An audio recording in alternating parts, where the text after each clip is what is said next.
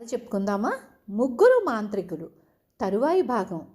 మహామాయుడి శిష్యులిద్దరూ అదృశ్యులైపోగానే పింగళుడు ఆశ్చర్యపడుతూ పద్మపాదుడి కేసి చూసి, పద్మపాద, ఆ ఇద్దరూ తిరిగి మొసళ్ళ రూపంలో ఈ నదిలో ప్రవేశించలేదు కదా అని అడిగాడు. మొసళ్ళ రూపంలోనా అంటూ పద్మపాదుడు ఉలిక్కిపడి అంతలోనే సర్దుకుని నవ్వుతూ, పింగళ, వాళ్ళిద్దరూ నిజంగా మళ్ళీ మొసళ్ళ రూపం ధరిస్తే కథ మొదటికి వస్తుంది. వాళ్లను చేజిక్కించుకునేందుకు నా సోదరులిద్దరూ ఆహుతి అయిన సంగతి నీకు తెలుసు కదా.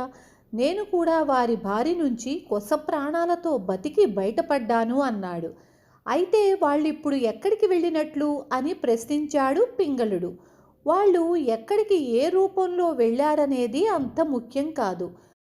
మనం ఈ నదీ గర్భంలో ఉన్న పాడుపడిన దేవళంలో ప్రవేశించవలసి ఉంది.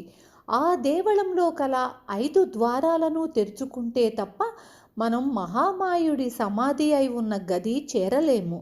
అందుకు వాళ్ళు మనకు సాయం చేస్తారు అన్నాడు పద్మపాదుడు. నాకు అంత బాగా ఈత రాదు. ఈ నదిలో ఉన్న దేవాలయాన్ని నేనెలా చేరగలను అన్నాడు పింగళుడు. పింగళుడు అమాయకంగా అడిగిన ఈ ప్రశ్నకు పద్మపాదుడు నవ్వి, పింగళ, నీకు ఈదటం చేతకాకపోయినా తిరుగులేని గుండె నిబ్బరం ఉంటే చాలు. ఈ నదిలో ఒక్క చుక్క నీరు కూడా లేకుండా ముందు చెయ్యవలసి ఉంది. అందుకు ప్రయత్నిద్దాం. ఆ ప్రయత్నంలో మనకు మహామాయుడి శిష్యులు ఇద్దరూ తప్పక సహాయం చేస్తారు అన్నాడు. ఇంత గొప్ప నదిలో ఒక్క నీటి చుక్క కూడా లేకుండా చెయ్యటమా అంటూ పింగళుడు ఆశ్చర్యం కనబరిచాడు. అవును, అలా చేసినప్పుడే మన కార్యం నెరవేరుతుంది. నేను ఇప్పుడే మంత్రనిష్టకు పూనుకోబోతున్నాను. దాన్ని మహామాయుడి స్వాధీనంలో ఉన్న దుష్టశక్తులు పాడు చెయ్యకుండా కాపాడవలసిన బాధ్యత నీది. అంటే ఒక రకంగా నువ్వే నన్ను రక్షించవలసి ఉన్నదన్నమాట. నేను మిమ్మల్ని రక్షించటమా అని పింగళుడు ఆదుర్దాగా ప్రశ్నించాడు. అవును, నువ్వే నన్ను రక్షించవలసి ఉంటుంది. నేను మంత్రనిష్టలో ఉండగా నా చుట్టూ ఏమి జరుగుతుందో నాకు తెలియదు. కనుక ఆయుధపాణివై నీవే నన్ను సదా కాపాడవలసి ఉంది. ఇదిగో ఆయుధం అంటూ పద్మపాదుడు గాలిలో చెయ్యి చాచి దగదగమని మెరుస్తూ కళ్లకు మిరుమిట్లు కొల్పుతున్న ఒక గదను అందుకొని పింగళుడికి ఇచ్చాడు. పింగళుడు పద్మపాదుడి నుంచి గదను అందుకొని దాన్ని గిరగిరా తిప్పి చూసి భుజాన పెట్టుకున్నాడు. పద్మపాదుడు అతడికేసి ఆప్యాయంగా చూస్తూ, అయితే పింగళ, ఇక నేను సమాధిలో ఉండి మంత్రోచ్చారణ చేస్తాను. మాయారూపాలు ధరించి మనను బాధించవచ్చే మహామాయుడి పిశాచ గణాన్నుంచి నన్ను నిన్ను కూడా రక్షించవలసిన బాధ్యత నీది. త్వరలోని ఈ నదీ జలాన్ని స్తంభింపచేసి ఇంకిపోయేటట్టు చేస్తాను అన్నాడు. అలాగే కానివ్వండి. ఈ గద సహాయంతో ఎటువంటి రక్కసులనైనా సరే పారదోలగలను అన్నాడు పింగళుడు. పద్మపాదుడు నది ఒడ్డునే పద్మాసనం వేసుకొని కూర్చుని నదీ జలాన్ని 2-3 సార్లు చేతితో కదిపి జల సర్వస్తంభనం కురు కురు శీఘ్రం వశ్యం తటఠ అంటూ కళ్ళు మూసుకున్నాడు. పద్మపాదుడు ఈ విధంగా కళ్ళు మూసుకునేటంతలో ఆకాశం గంగిర్లు ఎత్తేలా కీచుమన్న వికృత ధ్వని వినిపించింది. పింగళుడు అదిరిపడి అంతలోనే గుండె నిబ్బరం తెచ్చుకొని భుజం మీద నుంచి గదను చేతిలోకి తీసుకొని ఆకాశం కేసి చూశాడు. ఒక త్రుటి కాలం ఆకాశమంతా నల్లని కారు మేఘంతో కప్పబడినట్లయింది. చూస్తుండగానే అది కుంచుకుపోతూ క్రమంగా ఏనుగు ప్రమాణానికి తరిగిపోయింది. ఓహో, నన్ను లోగడ ఎదిరించిన మాయాగజం మళ్ళీ నా మీదకు వస్తుందన్నమాట అనుకుంటూ పింగళుడు గదను గట్టిగా కుప్పెటలో బిగించాడు. కానీ ఆ మేఘం ఏనుగు ఆకృతి ధరించక త్రుటి కాలంలో పెద్ద పక్షిలాయ్ రెక్కలు అల్లల్లాడించసాగింది. ఇది పిశాచ గండబేరుండని సందేహం లేదు అనుకున్నాడు పింగళుడు. గండబేరుండ పక్షి దిక్కులు పిక్కటిల్లేలా కేకరించి రెక్కలు ఆడిస్తూ సూటిగా పింగళుడు నిలబడి ఉన్న చోటికి దిగసాగింది. అది క్రమంగా కిందికి వస్తున్న కొద్దీ దాని రెక్కల నుంచి వెలువడే గాలి తాకిడికి ఆ ప్రాంతాల గల చెట్టు చేమలు తుఫాను దెబ్బకు ఊగిపోయినట్లు ఊగిపోయినాయి. పింగళుడు చెలించలేదు. ఆ పక్షి తనను కోడిపిల్లను తన్నుకుపోయినట్లు తన్నుకుపోయేందుకు వస్తున్నదని అతడికి తెలుసు. అయినా తన చేతిలో పద్మపాదుడు ఇచ్చిన మంత్రశక్తి కల గద ఉన్నది. పింగళుడు గదను 2 గుప్పెట్లోనూ బిగించి పట్టుకొని పైకెత్తాడు. పిశాచి పక్షి అతన్ని సమీపిస్తున్నది. బారెడు పొడవున కొనతేరిన ముక్కు, పదునైన కాలిగోళ్ళు, నిప్పులు చెరిగే కళ్ళు. అది చాలా భయంకరంగా వికృతంగా ఉంది. అది దగ్గరకు వస్తున్నప్పుడు దాని రెక్కల గాలి రివ్వు రివ్వుమంటూ శబ్దం చెయ్యసాగింది. దాని తాకిడికి పింగళుడు ఉన్న చోటున కాలు నిలదొక్కుకోలేక అల్లంత దూరం కొట్టుకుపోయాడు. అదే సమయంలో పిశాచి పక్షి అతడి తలకు దగ్గరగా ముక్కు సాచింది. పింగళుడు చేతనున్న గదను బలంగా విసిరాడు. కాని పక్షి ఆ దెబ్బ తప్పించుకుని వికృతంగా అరచి పైకి ఎగిరిపోయింది. బతికిపోయాను అనుకుంటూ పింగళుడు పైకి చూశాడు. పిశాచి పక్షి ఆకాశంలో చాలా దూరం ఎగిరిపోయి ఈసారి మరింత వేగంగా కిందకు దిగిరాసాగింది. పింగళుడు పాదాలు భూమిలోకి బాగా గుచ్చి గద పైకెత్తి సిద్ధంగా ఉన్నాడు. పక్షి రివ్వుమంటూ తల మీదకు వచ్చేసరికి అతడు గురిగా గదను దాని తల మీదికి విసిరికొట్టాడు. మరుక్షణం కొండ బద్దలైనట్టు ఢామ్ అన్న శబ్దం వెలుపడింది. పిశాచపక్షి తునాతునికలై తల ఒకవైపు, రెక్కలు కాళ్ళు మరొక వైపుకు చెల్లాచెదురుగా ఎగిరి మొండెం భూమి మీద పడింది. పింగళుడు ఆ దృశ్యం చూసి సంతోషం పట్టలేక జై పద్మపాద అంటూ గదను గిరగిరా తిప్పుతూ గంతులు వేశాడు. తరువాత మంత్రనిష్టలో ఉన్న పద్మపాదుణ్ణి చూశాడు.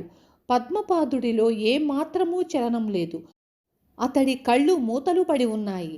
పెదాలు మాత్రము అప్పుడప్పుడు కదులుతున్నాయి. ఈయనకు నిష్ఠాభంగం కలుగలేదు, అంతే చాలు అనుకుంటూ పింగళుడు వెనుతిరగబోయేటంతలో గల్లు గల్లుమంటూ గజ్జెలమోత వినిపించింది. పింగళుడు నిశ్చేష్టుడయ్యాడు. ఎదురుగా సర్వాలంకారాలతో అప్సరసలా ఉన్న ఒక యువతి నాట్యం చేస్తూ పాట పాడుతున్నది. ఆమె సౌందర్యం, గంధర్వగానం విని పింగళుడు ఒక త్రుటికాలం తనను తాను మరిచాడు.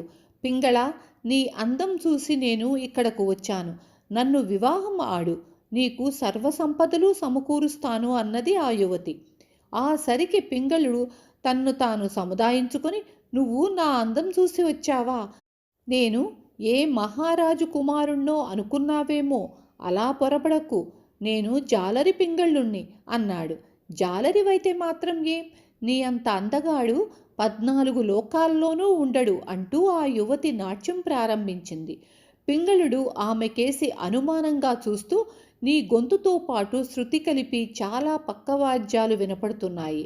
ఆ వాద్యగాళ్లంతా నా కంటికి కనపడరేం అన్నాడు. నన్ను పెళ్లాడితే తప్ప నీకు వాళ్ళు కనిపించరు. నేను కేచరిని అన్నది యువతి. నువ్వు కేచరివా? ఓహో, ఆకాశంలో సంచరించే గంధర్వకాంతవన్నమాట అంటూ పింగళుడు గద పైకెత్తి ఆమెను సమీపించబోయాడు. పింగళ, ఆ గద దూరంగా పారవేయి, నాకు ఆయుధాలంటే భయం అంటూ కేచరి వెనక్కి నడిచింది.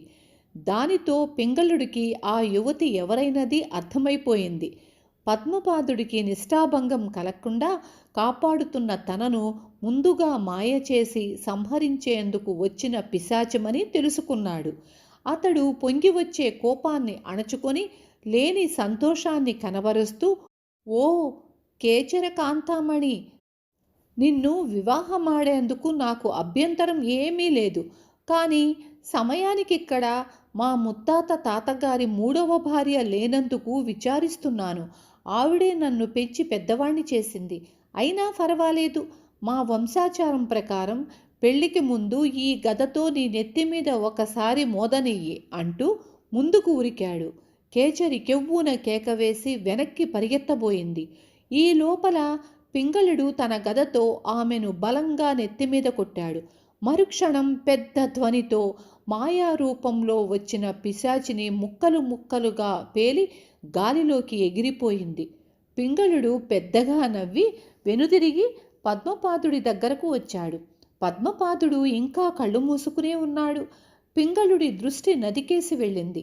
అతడి ఆశ్చర్యానికి అంతులేదు. నదిలో నీరు చూస్తుండగానే ఇంకిపోతున్నది.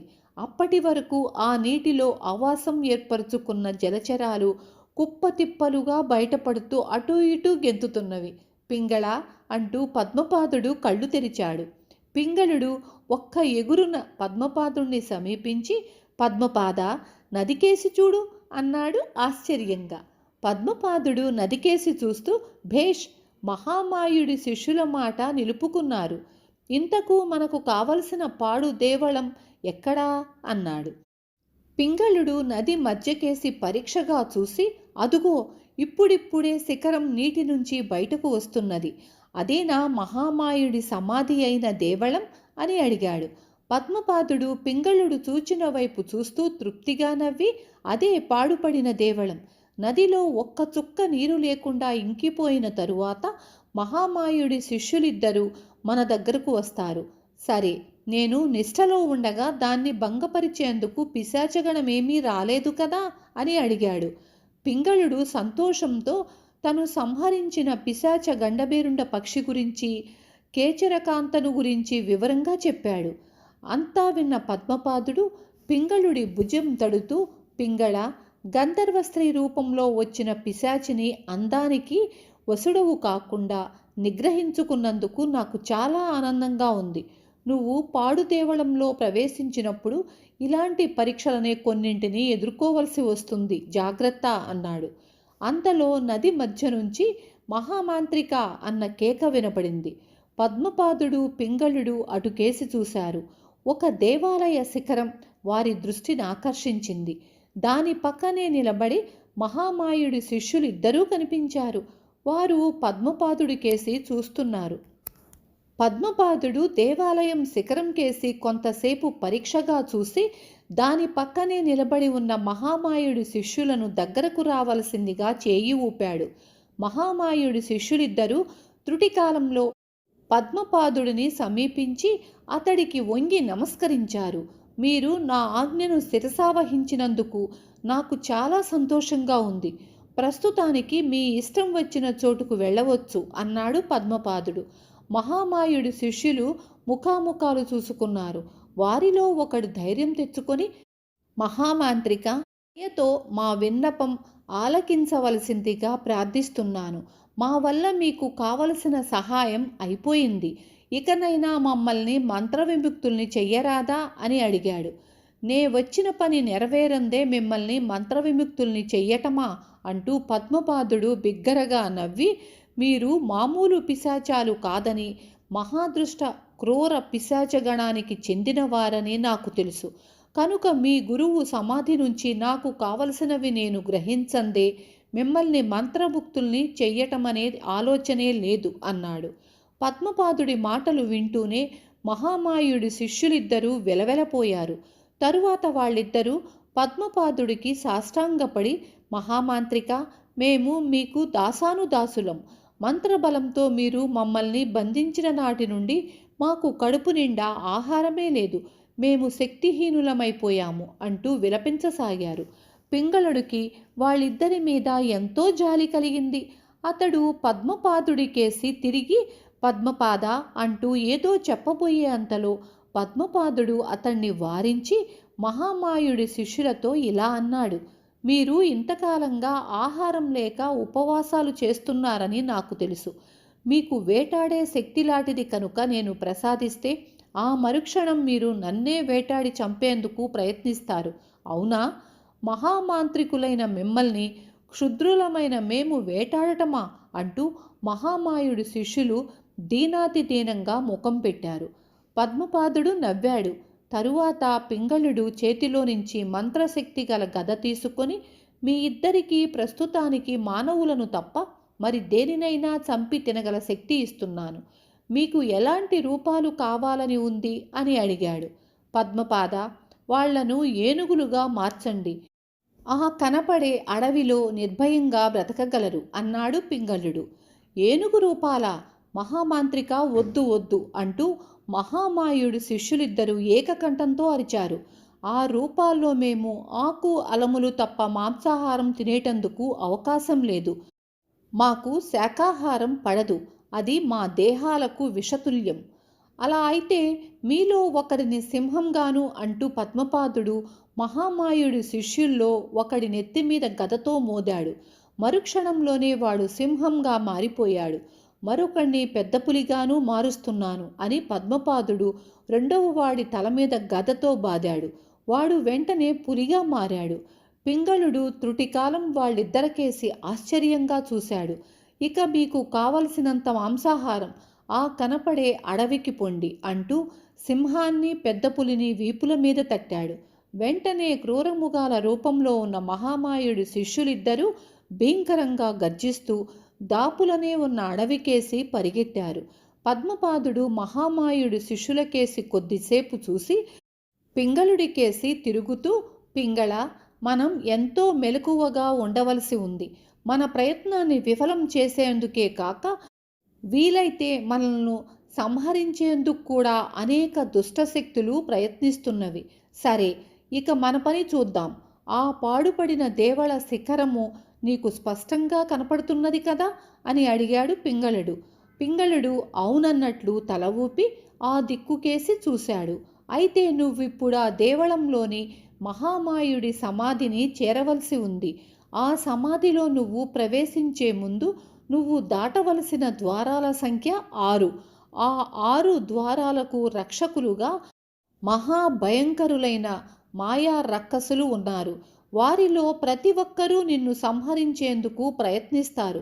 నువ్వు వాళ్లను చూచి ఏమాత్రము వెరుపు కనపరిచినా మన ప్రయత్నం వమ్ము కావటమే కాక ప్రాణాపాయం కలిగే ప్రమాదం కూడా ఉంది అన్నాడు పద్మపాదుడు. పింగళుడు జవాబివ్వలేదు. అతడి దృష్టి నదీ గర్భాన గల పాడు దేవళం మీదనే ఉంది. పద్మపాదుడు అతడి కేసి ఓ మారు చూచి, పింగళ, ఇక మనం దేవళం దగ్గరకు వెళదాం. దానికి గల 6 ద్వారాలలోనూ మొదటి ద్వారం వరకు నేను రాగలను. ఆ ద్వారాన్ని నువ్వు తెరుచుకున్న తరువాత తక్కిన 5 ద్వారాలను కూడా తెరుచుకొని మహామాయుడి సమాధిలో ప్రవేశించవలసిన వాడవి నీవు అన్నాడు. పద్మపాదుడు పింగళుడు ఒక్క చుక్క నీరైనా లేకుండా ఇంకిపోయిన నదీ గర్భంలో నుంచి నడిచి పాడు దేవళాన్ని సమీపించారు. దేవళానికి ఉన్న మొదటి ద్వారం చూపరులకు చాలా భయం గొల్పుతున్నది. పెద్ద దేవదారు చెక్కతో చేయబడిన తలుపులపైన అనేక భయంకరాకృతులు చెక్కబడినాయి. 2 తలుపులలోనూ బిగించబడిన 2 పెద్ద మేకులకు చుట్టుకొని ఒక సర్పం పడగవిప్పి బుసలు కొడుతున్నది. పద్మపాదుడు ఆ సర్పంకేసి చెయ్యి ఊపుతూ, పింగళ, నువ్వు నిర్భయంగా ఆ సర్పాన్ని సమీపించి నీ చేతితో తాకవలసి ఉంది. ఆ తరువాత ద్వారం లోపలి నుంచి ఒక భీకరాకారం నిన్ను ప్రశ్నిస్తుంది. నువ్వు ఎవరైనది నిర్భయంగా చెప్పిన తరువాత ద్వారం తెరుచుకుంటుంది. కానీ ఆ తరువాత ఏం జరగబోయేది నీకు చెప్పటం అంటే నేను నా మంత్రశక్తిని కోల్పోవటమే అన్నమాట. కనుక నువ్వు దేనికి భయపడకుండా అన్ని ద్వారాలు తెరుచుకొని మహామాయుడి సమాధిలో అడుగుపెట్టే అవకాశం కలుగుతుంది. అక్కడి అపూర్వ వస్తువుల సంగతి తెలుసుగదా అన్నాడు. పద్మపాద, నేను ఎటువంటి భీకర శక్తికి భయపడను. కానీ మోసం చేసి నన్ను హతమార్చ చూసే దుష్టశక్తులేవి ఈ పాడు దేవళంలో లేవు కదా అని ప్రశ్నించాడు పింగళుడు. కావాలనుకుంటే నిన్ను మోసగించకుండానే ఈ దేవళంలో ఉన్న శక్తులు నిన్ను హతమార్చగలవు. కానీ నీవు ఏమాత్రమూ భయపడకుండా ముందుకు వెళ్ళినప్పుడు అవి నిన్ను ఏమీ చెయ్యలేవు. మహామాయుడి సమాధి నుంచి నువ్వు మనకు కావలసిన వస్తువులు సంపాదించిన నాడు నీకన్నా ఈ ప్రపంచంలో శక్తివంతుడు, ధనవంతుడు మరొకడుండడు అన్నాడు పద్మపాదుడు. అందుకోసమే కదా నేనిన్ని ప్రమాదాలకు ఎదురీదేందుకు సిద్ధమయ్యాను అంటూ పింగళుడు ముందుకు నడిచాడు. అదే సమయంలో పద్మపాదుడు వెనుతిరిగి లోగడ తను సమాధి నిష్టలో ఉండి మంత్రం జపించిన చోటుకు వచ్చాడు. పింగళుడు నిర్భయంగా ద్వారాన్ని సమీపించి పడగ విప్పి బుసలు కొడుతున్న సర్పాన్ని తన కుడి చేతితో 2 సార్లు తాకాడు. అంత భయంకర సర్పము తల వంచి కదలక మెదలక ఊరుకున్నది. కానీ అదే క్షణాన తలుపు వెనక భూమి దద్దరిల్లేలా కర్ణ కఠోరమైన ధ్వనితో ఒక కర్కశ కంఠం ఇలా ప్రశ్నించింది. లోపలికి రావటం ఎలాగో తెలియకుండానే మహామాయుడి సమాధి ప్రథమ ద్వారాన్ని సమీపించిన పిరికి పంద ఎవడు? నా పేరు పింగళుడు. నేను అవంతి నగరపు జాలరిని. నా గురువు పద్మపాదుడు. చాలు చాలు, నీ గురువు ఎవరన్నది నాకు అవసరం లేదు. నీవు జాలరి పింగళుడివి. ఇదిగో తలుపు తెరుస్తున్నాను అన్న శబ్దం అయ్యింది. మరుక్షణాన తలుపులు రెండు బార్లా తెరుచుకున్నవి. పర్వతాకారంలో ఉన్న నల్లని వాడొకడు తళతళలాడే కత్తి చేపట్టి ద్వారానికి అడ్డంగా నిలబడ్డాడు. పింగళుడు ముందుకు నడిచాడు.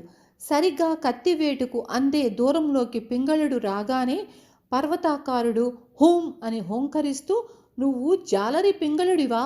అయితే మెడచాచు, ఒక్క వేటుకు నీ కుత్తుక తెగేలా ఈ కత్తితో నరుకుతాను అన్నాడు. కనురెప్పపాటులో పింగళుడు ఒక నిర్ణయానికి వచ్చాడు. ఇంత దూరం వచ్చి వెనుతిరగటం ఎలానూ ప్రాణాపాయం అని అతడికి అర్థమైంది. అలా అని మెడచాచిన ఆ మహాకాయుడి కత్తికి అది తెగి కింద దొర్లించవచ్చును. ఏమైనా కాని అనుకుంటూ పింగళుడు ఒక అడుగు ముందుకు వేసి మెడవంచాడు. తక్షణం పర్వతాకారుడి చేతి నుంచి కత్తి జారి కిందపడి కంగుమని శబ్దం చేసింది. అతడు పింగళుడి ముందు శవంలాగా దభీమంటూ బోర్లా పడిపోయాడు. ఇలా జరిగేసరికి పింగళుడికి ఎక్కడలేని సత్తువ ధైర్యం కలిగినట్లయింది. అతడు సూటిగా చూస్తూ మొదటి ద్వారం దాటి రెండవ ద్వారాన్ని సమీపించాడు. ఆ ద్వారం తలుపు కూడా బంధించి ఉంది. చేతితో పెద్ద శూలం ధరించిన ఒక గుర్రపు రౌతు పింగళుణ్ణి చూస్తూనే మాటామంతి లేకుండా శూలాన్ని గురిగా పింగళుడి గుండెలపైకి ఎత్తాడు. పింగళుడు నిర్భయంగా గుండెల మీద ఉన్న చొక్కాను పక్కకు తొలగించి, నేనెవరో తెలుసా? జాలరి పింగళుణ్ణి అంటూ ముందుకి నడిచాడు.